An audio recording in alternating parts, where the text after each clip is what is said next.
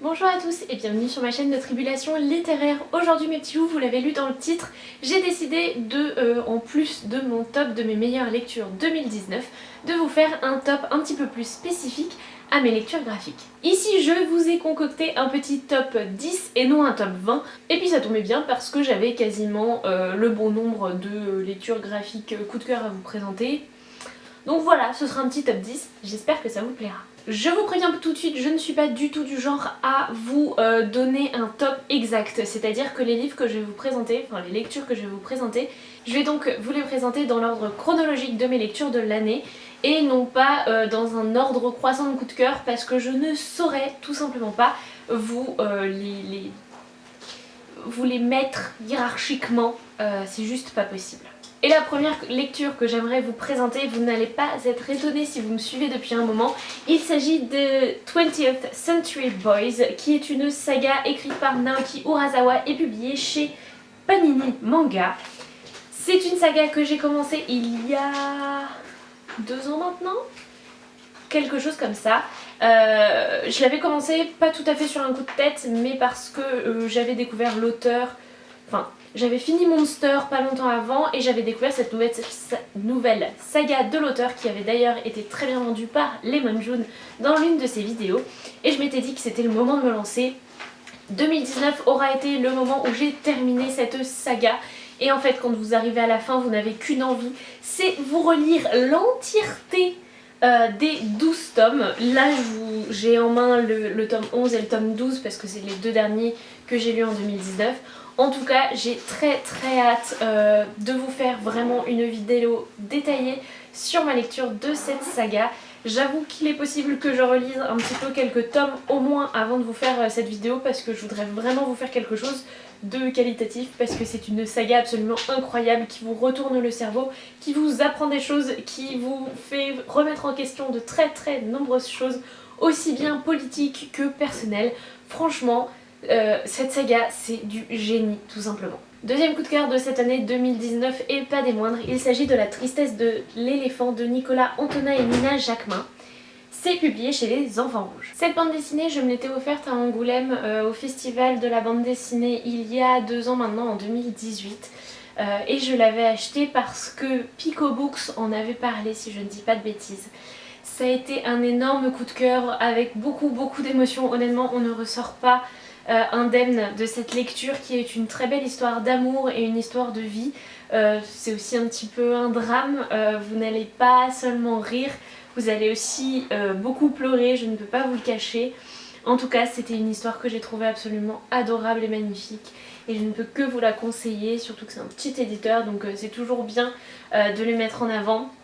Ça fait vraiment partie de mes BD favorites et je pense que je la relirai peut-être au coin du feu un de ces jours, mais elle est magnifique. Enfin, rien qu'à la revoir comme ça, j'en ai les larmes aux yeux et j'ai même pas envie de vous raconter l'histoire, c'est juste une histoire d'amour. Lisez-la et vous verrez de quoi il en retourne. Troisième coup de cœur de l'année et une découverte que j'ai fait un petit peu après tout le monde, il faut le dire. Il s'agit de The Promised Neverland de Kaiju Shirai et Posuka Denitsu. C'est publié chez Kazé et cette année, enfin en 2019, j'ai lu les tomes 1, 2 et 3. J'ai le tome 4 dans ma pelle et il faudrait que je me procure la suite, surtout que je crois qu'ils sont arrivés au 10e tome maintenant. C'est une super saga avec des enfants qui vivent dans un orphelinat. Et bien une fois qu'ils ont trouvé une famille, ils ne reviennent plus et ils n'ont plus jamais de nouvelles de ces personnes. Mais en fait, 3 de nos petits héros vont découvrir une vérité qui ne va pas vraiment leur plaire et qui vont essayer à tout prix de s'échapper. Honnêtement, c'est une saga qui est absolument géniale, j'étais hyper surprise, j'ai adoré de bout en bout mes lectures, ça se dévore et c'est trop bien. Quatrième coup de cœur de cette année, il s'agit d'une suite puisque j'avais découvert le premier tome en 2018, il s'agit de L'Atelier des Sorciers et donc en 2019 j'ai lu le tome 2 et le tome 3. C'est une saga que je trouve hyper intéressante puisqu'elle réinvente un petit peu le système magique où en fait il suffit d'avoir une encre et une plume un petit peu spécifique pour pouvoir faire de la magie. On va suivre une jeune fille qui n'aurait pas dû mais qui se retrouve être apprentie magicienne. Je suis absolument dingue des dessins, honnêtement en couverture vous le voyez ils sont absolument magnifiques et à l'intérieur c'est tout aussi plaisant. Honnêtement, ça faisait très longtemps que dans un manga j'avais pas vu des dessins qui me plaisaient autant. Alors oui, j'aime bien ceux de The Promised Neverland, j'aime bien la patte de Naoki Urasawa dans 20th Century Boys, mais là c'est de la beauté pure et dure, un vrai plaisir.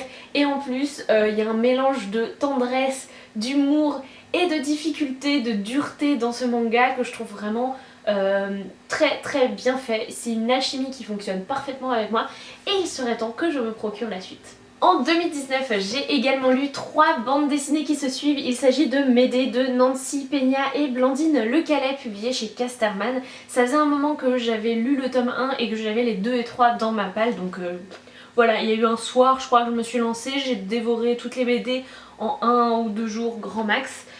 On raconte l'histoire mythologique de Médée.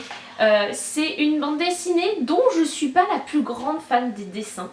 Enfin, je les aime bien, mais je les trouve pas aussi beaux que par exemple dans l'Atelier des Sorciers. Mais l'histoire m'a énormément plu. Autant le premier tome j'avais bien aimé, mais c'était peut-être pas un énorme coup de cœur. Autant avec la suite, donc je vous montre les en plus sublimes couvertures, autant les tomes 2 et les tomes 3 ont été d'énormes coups de cœur. Franchement, je me suis d'ailleurs demandé pourquoi je ne les avais pas lus beaucoup plus tôt. Le tome 4 est sorti l'été dernier et je compte bien me le procurer pour enfin terminer cette excellente série. Parce que oui, il me semble que le 4e tome c'est le dernier. On arrive à mon 6e coup de cœur en lecture graphique et il s'agit de Ken N de Fuetsudo et Ichimura Hitoshi, publié chez Doki Doki. Et cette année j'ai découvert les tomes 1 et le tome 2. J'ai d'ailleurs le tome 3 dans ma palle, il faudrait que je me le lise. En fait c'est super bête, mais je me suis rendue au Renard Doré, je sais plus quand, dans l'année 2019. Et alors autant j'y suis allée, j'ai acheté il me semble le tome 3 de The Promised Neverland et la suite de l'Atelier des Sorciers. Et puis j'ai vu qu'il y avait un avis libraire sur le premier tome de Ken N. Et il était quand même assez dithyrambique. Et ce qui a fini de me convaincre, c'est que nous avons un personnage qui est ce chien qui peut aussi se transformer en homme, mais qui est en fait un esprit un petit peu, qui s'appelle Hayate, qui est le nom de mon cousin qui est à moitié japonais. Et donc du coup j'ai été absolument convaincue. Et j'ai retrouvé une fraîcheur dans ce manga que je n'avais pas lu depuis très longtemps. En même temps, vous le voyez, The Promised Neverland c'est quand même pas hyper léger, 20th Century Boys non plus, même l'Atelier des Sorciers n'a pas cette légèreté, mais dans Ken N, j'ai retrouvé l'humour à la japonaise, l'humour un petit peu con. C'était un vent de fraîcheur qui m'a fait un bien absolument fou et en fait j'ai juste envie de dévorer cette saga parce qu'elle me fait du bien, elle me fait sourire et j'en ressors toujours très heureuse. Pour l'histoire, on va suivre un esprit qui est ce chien qui a été appelé à la rescousse pour sauver un village de l'influence des hommes singes, dont un que vous voyez ici, et tout va pas se passer tout à fait comme prévu.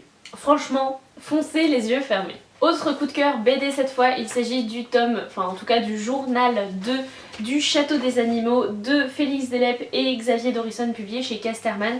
Je pense que vous commencez à connaître mon amour pour cette bande dessinée que je trouve aussi belle qu'intelligente. Ça fait mal, honnêtement ça fait mal de la lire parce que on a de la violence, on a des choses qui nous font remettre en question beaucoup de nos systèmes sociaux, etc. C'est hyper bien, honnêtement c'est hyper bien et je ne sais pas ce qui m'empêche de lire enfin le 3e. Ici c'est une trilogie coup de cœur que j'ai réussi à relire et terminer en 2019. Il s'agit de Magda Eichelpotz de Debois et Christelle, publié chez Ankama. On va suivre une jeune sorcière dans un monde qui pourrait être le nôtre et qui a tendance à rejeter quand même les sorcières parce qu'elles font un petit peu peur et qu'elles ont l'air très dangereuses. Magda va essayer de se dépatouiller avec son passé dans ce contexte un petit peu difficile pour les sorcières. J'ai trouvé ça génial, les dessins sont absolument magnifiques, vous le voyez à la couverture, mais franchement l'intérieur vaut énormément le coup d'œil aussi.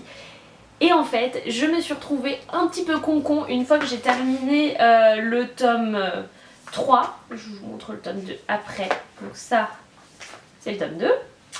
Et donc, en terminant le tome 3, je me suis retrouvée un petit peu bête parce que je me suis dit qu'en fait, j'en voulais plus quoi.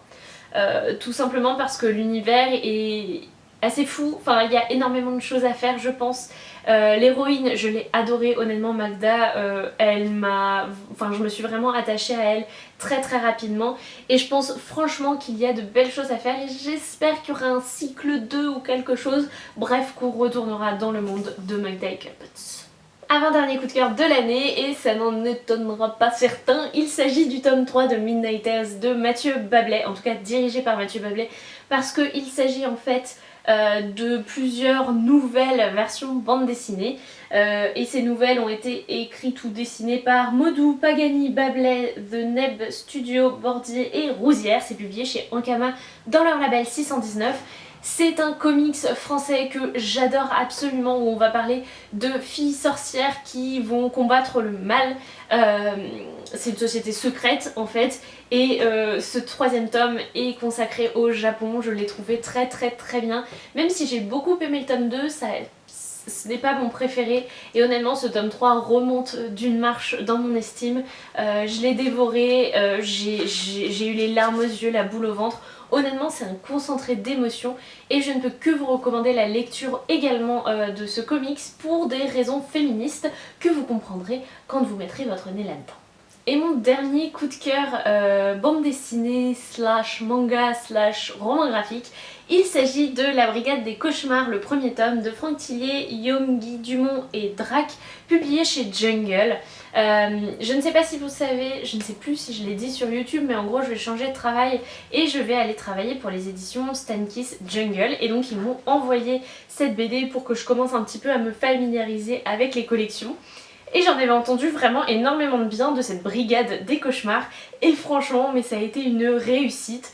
Même si je l'ai trouvée trop courte, mais ça c'est un avis purement personnel, j'étais à fond dans l'histoire, je trouve le thème assez intéressant. En fait vous allez vous retrouver dans une sorte d'hôpital où on va vous guérir de vos cauchemars en rentrant dedans.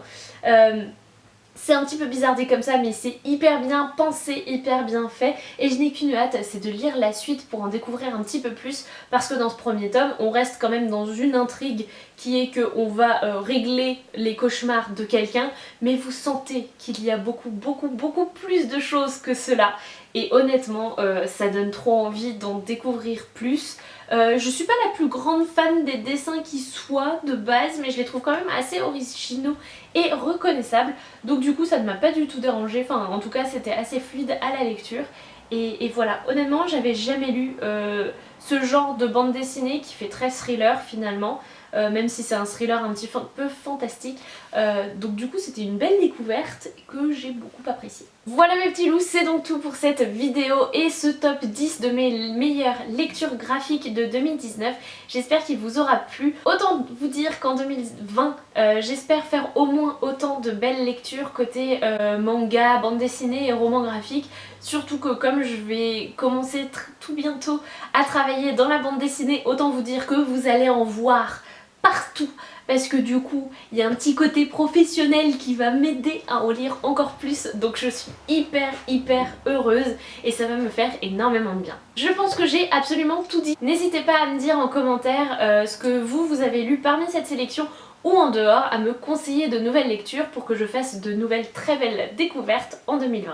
Surtout que dans 2 semaines maintenant, à l'heure où je vous tourne cette vidéo, je serai au festival de la bande dessinée d'Angoulême, donc ça peut être l'occasion d'acheter comme ça une ou deux BD. Je dis ça, je dis rien. Maintenant je pense qu'il est enfin temps de refermer cette vidéo, j'espère vraiment qu'elle vous aura plu. Je vous fais d'énormes bisous et je vous dis à très bientôt. Salut les petits loups!